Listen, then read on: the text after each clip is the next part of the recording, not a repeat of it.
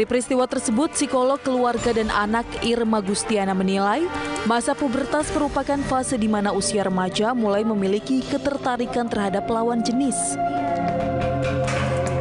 Di saat itulah, peran orang tua dan lingkungan sangat mempengaruhi proses tumbuh kembang dan pemahaman anak menyangkut seks. Bicara masa remaja itu kan fasenya pubertas ya, pasti secara hormonal dan secara alami itu menyukai lawan jenis, itu adalah sesuatu yang wajar. Nah, di fase ini adalah hal yang sangat penting sekali. Kenapa pihak orang tua, pihak pendidik, lingkungan ini harus memberikan edukasi kepada anak-anak remaja kita bahwa bagaimana sih sebetulnya ketika kita menyukai seseorang, ada cara-cara yang lebih normatif yang bisa kita lakukan ya ketika kita menyukai seseorang. Nah, kemampuan kontrolnya ini memang harus dibantu oleh pihak internal. Informasi terkait dengan pendidikan seksualitas, penggunaan gadget, kaitan konten apa yang ditonton, ini menjadi sangat penting banget buat anak-anak usia remaja. Dari kasus ini, para orang tua bisa mengambil hikmah untuk selalu mendampingi anaknya, terlebih jika sudah memasuki fase remaja. Di sisi lain, selalu ajarkan putra-putri Anda untuk bisa mengontrol diri agar tidak mudah jatuh cinta, apalagi dengan orang yang salah.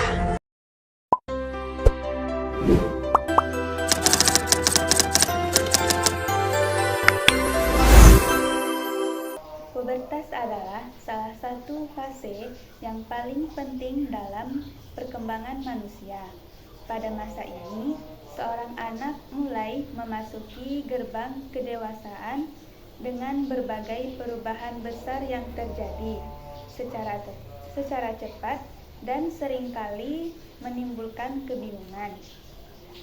Pubertas biasanya dimulai pada usia 10 sampai 14 tahun bagi perempuan dan 16 sampai 16 tahun bagi laki-laki. Meskipun setiap individu memiliki waktu perkembangan yang berbeda-beda.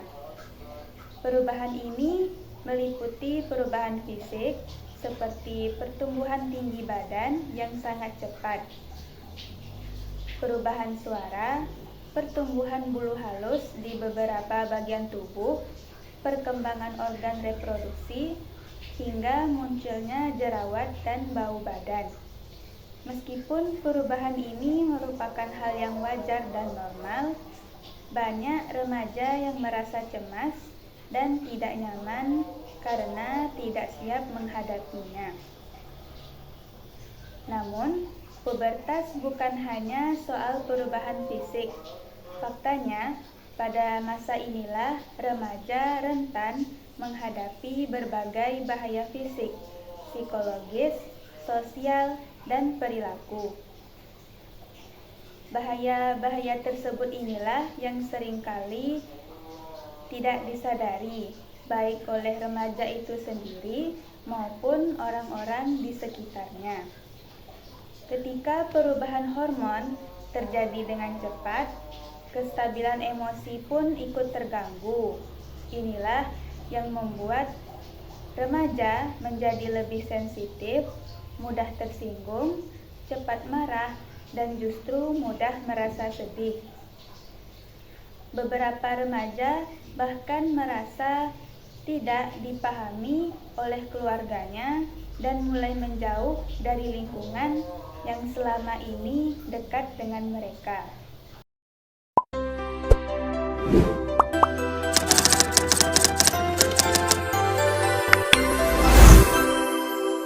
Dewa, kita bahas tentang perubahan tubuh dan diri remaja yuk siang nanti di taman sekolah.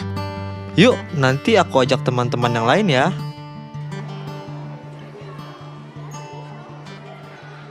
Kita mau bahas apa sih tentang tubuh, penyakit, COVID, atau apa, Cak? Tentang pubertas dan kesehatan reproduksi. Hah? Ih, malu. Teman-teman gak perlu malu. Itu penting untuk kita bahas, agar tahu perubahan apa saja yang terjadi pada tubuh dan diri kita, dan gimana menghadapinya. Oke deh kalau gitu. Oke, kita sepakat dulu ya. Ini pembelajaran yang positif, jadi kita nggak perlu tabu membahasnya. Oh ya, aku dan Dewa mendapatkan materi ini dari pelatihan Let's Talk Project. Kita mulai dari pubertas ya. Apa sih pubertas itu? Pubertas adalah masa transisi dari masa anak-anak ke remaja, ditandai dengan pematangan organ reproduksi laki-laki dan perempuan. Nah, yang terjadi ada beberapa bagian tubuh perempuan dan laki-laki yang mengalami perubahan. Apa aja sih yang berubah dari tubuh remaja perempuan, Cak? Oke, perubahan fisik remaja perempuan diantaranya payudara dan pinggul membesar, menstruasi, tumbuh bulu di ketiak dan vagina, lalu mulai memproduksi sel telur. Terus kalau yang laki-laki seperti apa? Untuk remaja laki-laki diantaranya kulit menjadi berminyak, bahu melebar, karakter suara berubah, otot berkembang, testis dan penis membesar, tumbuh bulu di ketiak, dada, wajah, juga pubis, dan mulai memproduksi sperma. Pada laki-laki dan perempuan juga terjadi perubahan, seperti kelenjar minyak pada wajah yang menyebabkan jerawat, perkembangan otak meningkat, dan tinggi badan bertumbuh. Pada masa pubertas, remaja perempuan akan mengalami menstruasi, dan remaja laki-laki akan mengalami mimpi basah. Apa itu menstruasi? Menstruasi adalah luruhnya dinding rahim yang telah menebal karena sel telur yang tidak dibuahi. Siklus menstruasi secara umum antara 21 hingga 35 hari sekali, berlangsung selama 2-7 hari. Tapi ada juga loh yang menstruasinya tidak teratur. Adapun tips buat remaja perempuan ketika menstruasi. Ganti pembalut 3-4 jam sekali, mandi dan keramas, makan makanan yang sehat, olahraga, dan jika perlu minum pil penambah darah. Kalau sakit tidak tertahankan, konsultasi ke puskesmas ya. Kemudian bagi laki-laki, kita perlu kasih dukungan pada teman perempuan yang lagi menstruasi. Itu hal yang wajar kok, dan bukan sesuatu yang kotor. Kalau diperlukan, kita bisa menawarkan bantuan loh. Terus pernah dengar nggak? Darah kotor, darah menstruasi dijadikan masker, gak boleh keramas, jangan olahraga, makan nanas dan minuman bersoda bisa memperlancar menstruasi, dan sebagainya. Nah, itu cuma mitos. Lanjut ya, kalau laki-laki yaitu mimpi basah. Mimpi basah itu peristiwa keluarnya sperma saat tidur dan bermimpi melakukan aktivitas seksual. Mimpi basah sebetulnya salah satu cara alami mengeluarkan sperma. Mimpi basah normal kok, nggak perlu malu. Bicarakan kepada orang tuamu jika sudah mengalaminya, agar bisa didampingi dan tahu apa yang harus kamu lakukan. Dan setelah mimpi basah, kamu harus mandi ya. Selama masa remaja, pada masa pubertas, ada juga loh yang berubah di dalam diri kita. Di antaranya,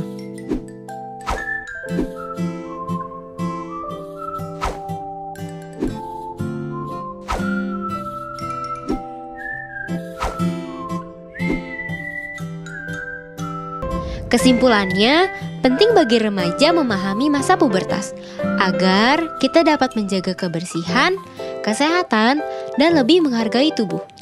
Sehingga kita bisa mengambil keputusan untuk tidak melakukan perilaku seksual beresiko dan tidak menikah di usia anak. Kita harus ingat ya, berbagai perubahan yang terjadi di tubuh dan diri kita itu hal yang normal.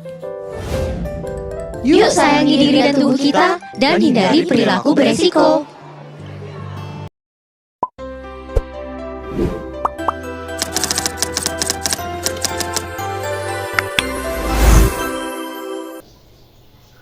Salah satu bahaya fisik yang paling sering muncul pada masa pubertas adalah masalah citra tubuh. Remaja itu seringkali membedakan dirinya dengan standar kecantikan atau ketampanan yang dibentuk oleh media sosial. Akibatnya, mereka menjadi kurang percaya diri, merasa tidak menarik, atau bahkan membenci tubuh mereka sendiri.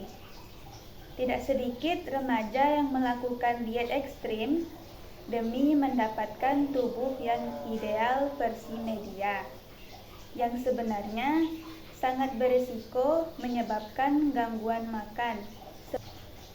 Selain itu, masalah kebersihan tubuh seperti jerawat dan bau badan juga dapat menurunkan rasa percaya diri jika tidak dipahami dan dirawat dengan benar.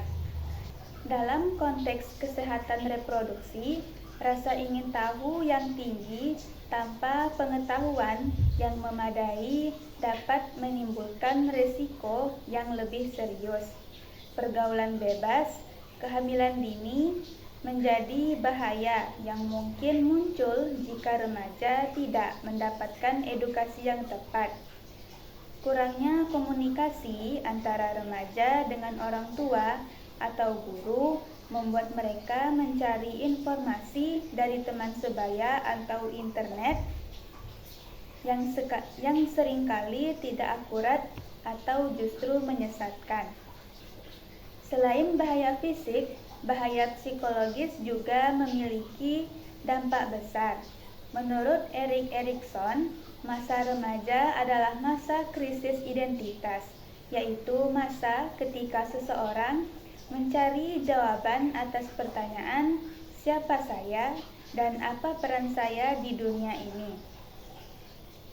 Jika remaja gagal mengenali jati dirinya, mereka dapat mengalami kebingungan identitas, menarik diri dari lingkungan, dan merasa tidak berarti. Tekanan akademik, tuntunan sosial, dan ekspektasi dari orang tua dapat memperburuk kondisi ini. Itu yang membuat remaja rentan mengalami stres berat, kecemasan, bahkan depresi. Bahaya sosial pada masa pubertas juga tidak dapat diabaikan. Tekanan dari teman sebaya dapat membuat remaja mudah tergoda untuk mencoba hal-hal yang sebenarnya tidak mereka inginkan. Demi diakui atau diterima dalam kelompok, remaja dapat mencoba merokok, minum alkohol, bahkan terlibat dalam tindakan kenakalan remaja seperti tawuran atau bolos sekolah. Pada masa ini, rasa ingin terlihat keren jauh lebih kuat dibandingkan kemampuan berpikir jangka panjang. Jadi tidak heran jika banyak keputusan yang diambil tanpa pertimbangan yang matang. Di era digital sekarang, bahaya yang mengintai remaja semakin besar. Penggunaan media sosial yang berlebihan menyebabkan remaja mudah terpengaruh oleh konten yang tidak sesuai usia, mengalami kecanduan, atau terjebak dalam cyberbullying. Selain itu, masa pubertas seringkali mendorong remaja untuk bereksperimen dengan perilaku yang berisiko. Keinginan untuk mencoba hal baru, rasa penasaran yang tinggi, serta dorongan hormon membuat remaja lebih impulsif. Inilah yang menyebabkan mereka rentan terlibat dalam tindakan berbahaya seperti merokok, mengonsumsi alkohol, balap liar, atau melakukan tindakan agresif.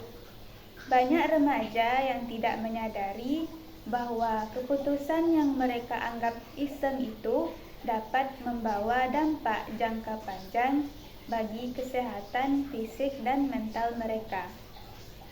Aksi kriminal yang dilakukan oleh para remaja belakangan ini kian mengkhawatirkan, mulai dari tawuran, pembacokan, penjambretan, dan bahkan penganiayaan.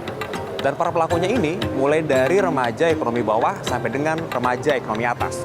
Yang terakhir yang viral adalah kasus penganiayaan yang dilakukan oleh Mario Dandi Satrio, anak ex pegawai pajak. Lalu kenapa ya para remaja ini belakangan semakin brutal perilakunya? Kita dengar pendapat para warga di Warga Bicara. Mbak, berasa nggak sih belakangan ini kok banyak aksi kriminal yang pelakunya justru remaja, Mbak? Iya, berasa sih ngeliat dari berita di TV. Banyak sih, banyak. Tahu dari sosmed, tahu dari Twitter, tahu dari mana-mana sih. Dari saya ya, itu ada juga pembacokan juga, antar pelajar juga. Mengkhawatirkan nggak sih, Mas? Iya, memang sangat memprihatinkan sekali ya. Yang tawuran-tawuran nggak jelas gitu. Karena kan mereka generasi penerus bangsa ya. Yang lanjutin, jadi ya sih worry. Sangat-sangat mengkhawatirkan, Pak. Di masa depannya dia akan melakukan yang lebih buruk lagi. Menurut Mbak, kenapa sih Mbak kok mereka nih berani ya melakukan tindakan kriminal? Kalau menurut saya mungkin dari Karena kurangnya edukasi dan juga perhatian atau kurang percaya diri juga kayaknya kali ya. Mungkin banyak pengaruh buruk dari lingkungan kali, Pak. Apa ya, pergaulannya mereka kali ya? ikuti contoh-contoh yang ada di sosial media gitu.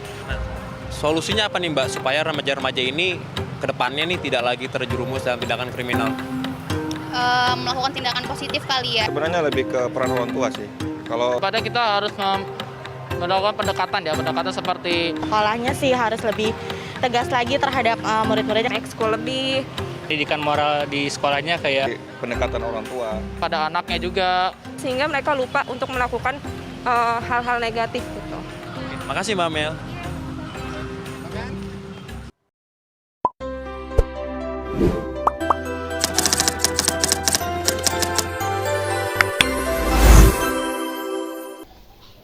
Walaupun masa pubertas penuh dengan resiko, semua bahaya tersebut dapat dicegah dengan pemahaman dan pendampingan yang baik. Remaja perlu diajari bahwa perubahan yang mereka alami adalah sesuatu yang wajar dan semua orang akan mengalaminya.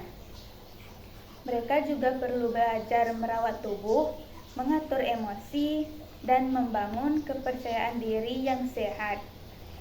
Remaja juga perlu diarahkan agar mampu memilih pergaulan yang positif, menghindari tekanan negatif, dan lebih bijak dalam menggunakan media sosial. Peran orang tua dan guru sangat besar dalam membantu remaja melewati masa ini. Komunikasi yang terbuka tanpa menghakimi sangat diperlukan agar remaja merasa aman untuk bercerita. Pendidikan kesehatan reproduksi harus diberikan dengan cara yang sopan dan ilmiah.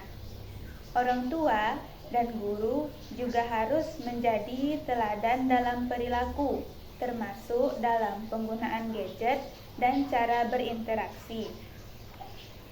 Di sekolah, layanan konseling perlu diperkuat agar remaja memiliki tempat untuk mencari bantuan ketika menghadapi tekanan. Pada akhirnya, pubertas bukanlah masa yang harus ditakuti, tetapi masa yang harus dipahami. Ketika remaja didampingi dengan baik, masa pubertas itu dapat menjadi fase yang penuh pembelajaran dan pertumbuhan. Bahaya-bahaya yang mengintai dapat dihindari dan remaja dapat tumbuh menjadi pribadi yang kuat, sehat, dan siap menghadapi masa depan. Pubertas adalah gerbang menuju kedewasaan, dan dengan bimbingan yang tepat, remaja dapat melaluinya dengan aman dan percaya diri. Kok kamu? Contoh remaja yang baik dan yang tidak baik. Remaja yang baik dan tidak baik. Sudahkah ini jadi diskusi Anda dengan buah hati? Pelatihan pubertas kini bukan monopoli murid kelas 5 atau 6 SD lagi. Murid-murid kelas 3 dan 4 SD alias baru berusia 8 tahun pun sudah perlu mengikuti pelatihan pubertas, pun pengetahuan seksual. Perkembangan teknologi dan penjelajahan media membuat rasa ingin tahu anak makin cepat terpancing. Hal-hal yang nggak jauh-jauh sih ya, cuman kadang-kadang kita sebagai orang tuanya berpikir kok udah nih pacaran gitu. Padahal buat mereka pacaran kan berteman gitu kan. Nah itulah kemudian kesulitannya sehingga kemudian kita mengharapkan anak kita bisa diikutkan di pelatihan ini. Kali siswa-siswa kami dengan pengetahuan atau pemahaman sehingga ketika mereka mendapatkan informasi dari luar, mereka bisa mengcounter, bisa memfilter mana yang memang harus mereka terima, mana yang tidak.